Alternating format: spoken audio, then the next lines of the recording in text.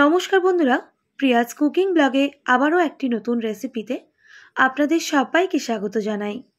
আজকে আমি শেয়ার করব আপনাদের সঙ্গে নতুন স্বাদের পটলের একটি দুর্দান্ত রেসিপি। বন্ধুরা, আজকের রেসিপি আশা করি আপনাদের ভালো লাগবে। শেষ পর্যন্ত দেখার জন্য অনুরোধ রইল। পটলের রেসিপি বানানোর জন্য আমি এখানে 6 থেকে 7টা পটল নিয়েছি। পটলের খোসাগুলো এইভাবে চেঁচে পরিষ্কার করে নিতে হবে। এরপর পটলগুলো ঠিক এইভাবে কেটে নিতে হবে। একটু লক্ষ্য করে দেখুন বন্ধুরা, আমি পটলগুলো কিভাবে কেটে নিচ্ছি।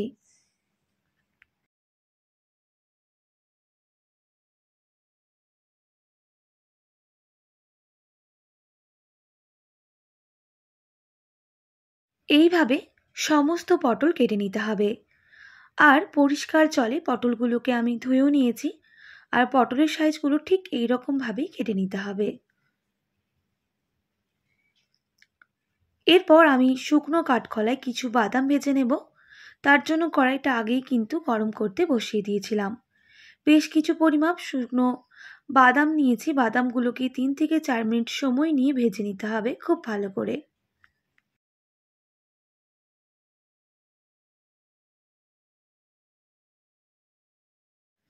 বাদাম ভাজার সময় আমি সামান্য পরিমাপ লবণের ব্যবহার করেছিলাম। সেক্ষেত্রে বাদামগুলো খুব তাড়াতাড়ি ভাজা হয়ে যায়। দেখুন, বাদামগুলো কিন্তু ভাজা হয়ে গেছে। নামিয়ে ঠান্ডা করে নিতে হবে। ওই কড়াইটা পরিষ্কার করে আবারও দিয়ে দিচ্ছি বেশ কিছুটা পরিমাপ সর্ষের তেল। তেলটা খুব ভালো করে গরম করে নিতে হবে। আর কড়াইয়ের চারিদিকটা তেলটা একটু ছড়িয়ে নিতে হবে। তেল ভালোভাবে গরম হয়ে গেলে গ্যাসের ফ্লেমটা একদম মিডিয়ামে করে দেব। আর পটলগুলো দিয়ে দিতে হবে। স্বাদ অনুযায়ী লবণ দিয়ে দেব। পটলগুলো এবার 2 থেকে 3 মিনিট সময় নিয়ে একটু ভেজে নিতে হবে।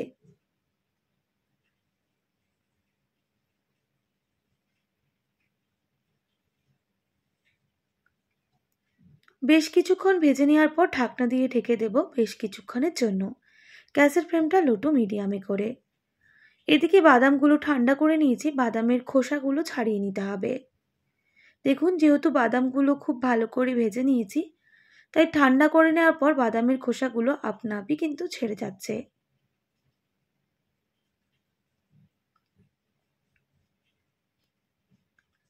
বাদামের খোসাগুলো খুব ভালো করে ছাড়িয়ে নিয়েছি। এরপর আমি একটা মিক্সিং জারে বাদামগুলো দিয়ে দেব। সঙ্গে দিয়ে দেব 1 টেবিল চামচ সর্ষে আর সামান্য পরিমাপ লবণ দিয়ে খুব ভালো করে বেটে নিতে হবে।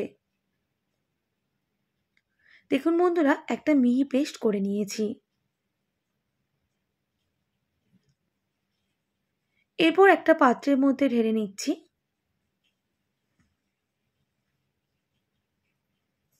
আপনারা চাইলে এখানে কাঁচা লঙ্কাটাও বেটে নিতে পারেন। আমি কিন্তু এখানে কাঁচা লঙ্কাটা বাটলাম না। এদিকে পটলটাও কিন্তু অনেকটাই ভাজা হয়ে এসেছে। আমি মাঝে একবার ঢাকনাটা সরিয়ে বেশ কিছুক্ষণ নাড়াচাড়া করে নিয়েছিলাম। দেখুন, পটলগুলো বেশ কালারটাও চেঞ্জ হয়ে গেছে। এবার গ্যাসের ফ্লেমটা হাই করে 1 থেকে 1.5 মিনিট আমি না ঢাকা দিয়েই ভেজে নেব।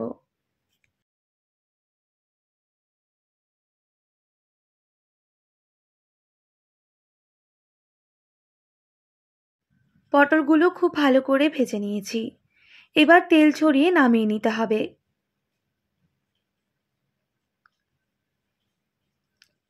এবার ওই তেলের মধ্যে সামান্য পরিমাপ কালো জিরা দিয়ে দেব।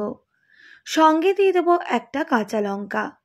আপনারা অবশ্যই চাইলে এখানে 3 থেকে 4টা কাঁচা লঙ্কারও ব্যবহার করতে পারেন।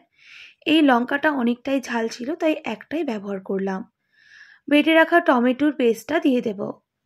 এবার বেশ কিছুক্ষণ মশলাটাকে কষিয়ে নিতে হবে।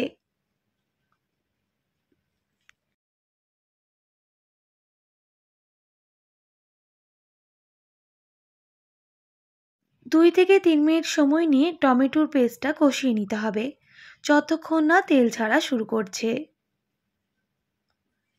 দেখুন বন্ধুরা, টমেটোর পেস্ট দিয়ে কিন্তু তেল ছাড়া শুরু করে দিয়েছে। এবার দিয়ে দেব বেটে রাখা বাদাম আর সর্ষে। আবারও মশলার সাথে ভালো করে মিক্স করে নিতে হবে।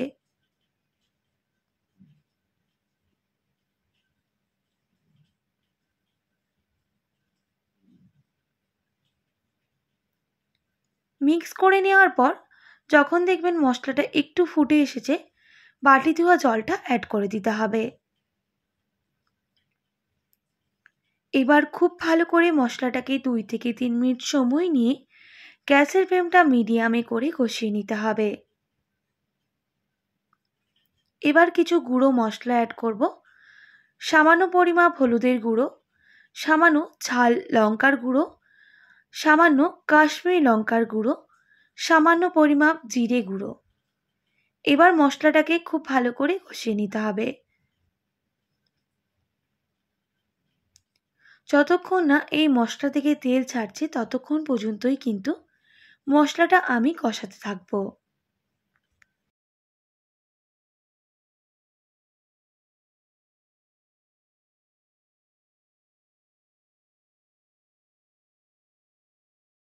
এক থেকে 2 মিনিট সময় নিয়ে মশলাটাকে খুব ভালো করে কষিয়ে নিয়েছি।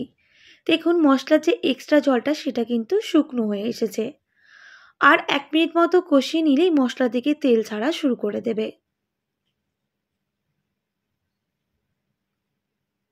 দেখুন বন্ধুরা, মশলা থেকে এক্সট্রা তেল কিন্তু ছাড়তে শুরু করে দিয়েছে। দেখেই বুঝতে পারছেন মশলাটা কিন্তু ভাজা হয়ে এসেছে। আর এর থেকে খুব সুন্দর একটা মিষ্টি গন্ধ বের হয়েছে। এবার দিয়ে দেব পর্যাপ্ত পরিমাপ জল। আপনারা আপনাদের পরিমাপ বুঝে জলটা দিয়ে দেবেন। আর মশলাটা কষানোর কারণে অনেকটাই কিন্তু কমে এসেছে। জল দেওয়ার পর মশলার সাথে খুব ভালো করে মিক্স করে নিতে হবে।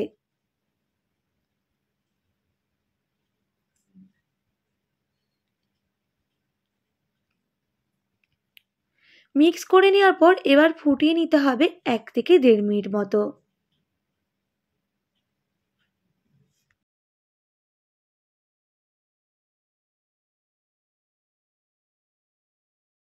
মশলা জলটা ফুটিয়ে নিয়েছি।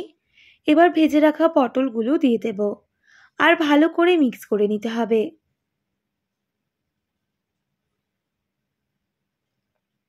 মিক্স করে নেওয়ার পর ঢাকনা দিয়ে ঢেকে দিচ্ছি বেশ কিছুক্ষণের জন্য, গ্যাসের ফ্লেমটা মিডিয়ামে করে। বেশ কিছুক্ষণ পর ঢাকনাটা সরিয়ে নেব। আবারও আমি নাড়াচাড়া করে নিচ্ছি।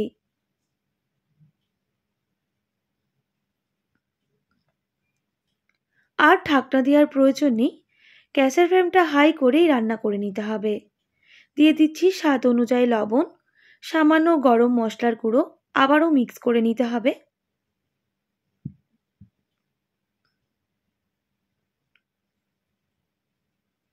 আর বেশ কিছুক্ষণ এইভাবে রান্না করে নিচ্ছি।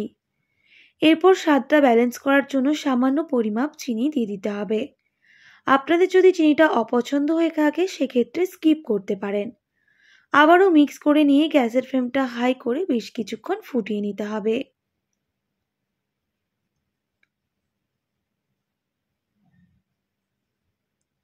এবার গ্যাসের ফ্লেমটা মিডিয়ামে করে ঢাকনা দিয়ে ঢেকে দেব আরও 1 মিনিট মতো। 1 মিনিট পর ঢাকনাটা সরিয়ে নেব। দেখুন দেখতে কতটা সুন্দর আর লোভনীয় হয়েছে। বন্ধুরা, পটলের ভেতরে মশলাটা খুব ভালোভাবে ঢুকে যাবে আর খেতেও ভালো লাগবে। আবারও মিক্স করে নিচ্ছি। আর দেখুন ঝোলটা কিন্তু একেবারেই কমে এসেছে। আর বেশি শুকনো করলে খেতে ভালো লাগবে না। এইভাবে বেশ কিছুক্ষণ নাড়াচাড়া করে নেওয়ার পর গ্যাসের ফ্লেমটা মিডিয়ামে করে দেব। দেখুন দেখতে কতটা সুন্দর হয়েছে। আমি কিন্তু এখানে বেশি তেলের ব্যবহার করিনি, যেহেতু বাদামের ব্যবহার করেছি তাই অনেকটাই তেল ছেড়ে দিয়েছে। দেখুন ভালোভাবে ফুটিয়ে নিয়েছি আর রেসিপি কিন্তু রেডি। এবার আমি নাড়াচাড়া করে নেওয়ার পর গ্যাসের ফ্লেমটা অফ করে এটা বেশ কিছুক্ষণ ঢাকনা দিয়ে ঢেকে রেস্টে রেখে দেব।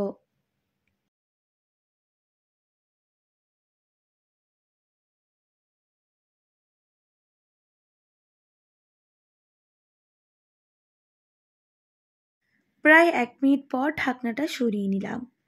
দেখুন কতটা লোভনীয় এই পটলের রেসিপি। একবার এইভাবে অবশ্যই বাড়িতে ট্রাই করুন, যে কোনো নিরামিষের দিন। খেতে অসম্ভব টেস্টি হয়। ভাত, রুটি, পরোটা, লুচির সাথেও ভালো লাগে খেতে। এই রকম শুকনো শুকনো পটলের রেসিপি। বন্ধুরা, এইভাবে একবার নিরামিষের দিন বানিয়ে দেখুন। কথা দিচ্ছি বারবার বানাবেন, এতটাই ভালো হয়। আশা করি আজকের সহজ সরল রান্নাটি আপনাদের ভালো লেগেছে। ভালো লেগে থাকলে অবশ্যই একটি like, comment, share and subscribe করে দেবেন। পাশে থাকা বেল আইকনটিও প্রেস করে দেবেন, তাহলে নিত্য নতুন রান্নার ভিডিওগুলি আপনাদের কাছে পৌঁছবে। আজকের মতো এতটাই। আবারও নতুন কোনো রেসিপি নিয়ে আপনাদের সঙ্গে দেখা হবে। আপনারা ভালো থাকবেন, সুস্থ থাকবেন, আর এতক্ষণ আমার সঙ্গে থাকার জন্য আপনাদের সবাইকে অনেক ধন্যবাদ।